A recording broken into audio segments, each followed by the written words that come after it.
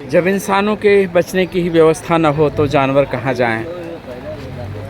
जनता के प्रति आखिर इतने निर्दयी कैसे हो सकते हैं शासक?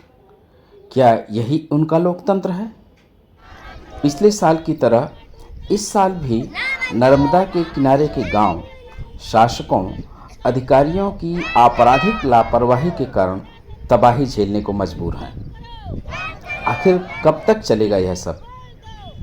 नर्मदा बचाओ आंदोलन के नेत्री मेधा पाटकर जी अपने साथियों के साथ जल सत्याग्रह पर हैं और शासक लोग आंख कान बंद कर गांव के और तबाह हो जाने का इंतजार कर रहे हैं। जो बड़वानी जिले में मध्य प्रदेश के छोटी कसरावत गांव में जल सत्याग्रह सुबह 2:30 बजे से जारी है, उसमें आज भी हमारी महिलाएं डोला ग्यारस होते हुए भी यहाँ डटी हुई है और सैकड़ों लोग धरना जारी रखे हुए हैं। ये जल सत्याग्रह आज भी जारी रखना पड़ रहा है क्योंकि हम देख रहे हैं कि बांध स्थल पर 136 के ऊपर जल स्तर पहुँच नहीं दिया है। ओंकारेश्वर जैसे बांध से या इंदिरा सागर पर की जैसे बांध से जब ऊपर से पानी सरदार सरोवर के आखिरी बांध में आ रहा है तो उतना ही इनफ्लो के इतना आउटफ्लो सरदार सरोवर के गेट्स खोलकर होना जरूरी है, लेकिन गेट्स केवल 2.5 मीटर खुले। ये कैसे?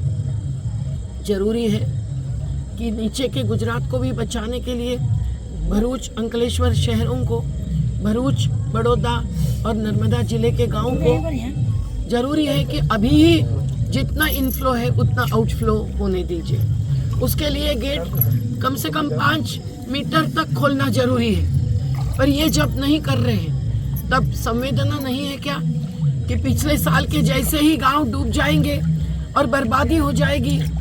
जिन घरों ने अपने कैसे वैसे ताड़पत्री लगाकर या ईंटें रच के अपना घर संवारा है, जो शासकीय भवनों में रहे, जो आज भी टीन शेड में है, उनका क्या होगा? अब इसके लिए नर्मदा कंट्रोल अथॉरिटी की बहुत बड़ी जिम्मेदारी होते हुए ये बहुत ही गंभीर बात है कि नर्मदा कंट्रोल अथॉरिटी के जो कार्यकारी अभियंता है, कार्यकारी सदस्य है अशोक ठाकुर जी, वो पिछले बार भी इसी दिन हिंदी भाषा सम्मेलन के लिए पूना में गए थे। अब हिंदी भाषा सम्मेलन एक इतनी महत्वपूर्ण जिम्मेदारी रखने वाले अधिकारी के लिए इतना महत्व का है। पिछली बार उन्होंने सिविल मेंबर के साथियों को भी वहां लिए थे। अभी खबर आई है कि वो दिल्ली गए हैं उसी हिंदी भाषा सम्मेलन में। तो कौन है जिम्मेदार?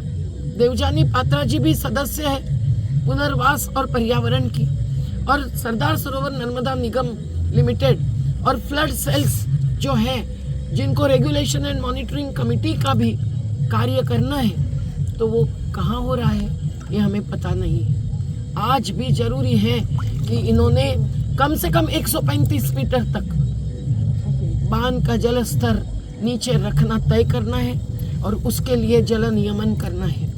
आज कसरावत के ही नहीं, एक एक गांव के लोग ऐसे डूब के कगार पर यानी मौत के कगार पर बैठे हैं, ढकेले गए हैं। मवेशियां, जिंदा इंसान पिछले साल भी मर गए थे, घर ध्वस्त हुए थे, सामान ध्वस्त हुआ था।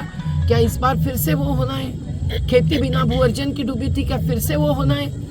हमारे विधायक ने आकर बताया कि उनको भी कोई सरकार से जवाब नहीं मिला है। गजेंद्र पटेल जी ने मुख्यमंत्री जी को पूरा ज्ञापन दिया था, बड़वानी जिले के जो काम बाकी है वो बताया था, उनको भी कोई जवाब नहीं मिल रहा है। तो फिर कैसे सुलझाएंगे ये अन्याय के खिलाफ, अत्याचार के खिलाफ न्याय की तरफ निर्णय लेकर ये सभी समस्याएं? ये हमारा सवाल है। इसलिए हमारी महिलाएं, हमारे भाई आज भी डटे हुए हैं। पिछोड़ी के हैं, खेड़ा के हैं, कसरावत के हैं, एकलवारा के हैं, कौन नहीं है। यहाँ हर गांव के प्रतिनिधि धनोरा से लेकर जांगरवा से लेकर सीधे सीधे बिल्कुल निमोला और धर्मपुरी तक के हमारे साथ जुड़े हुए हैं।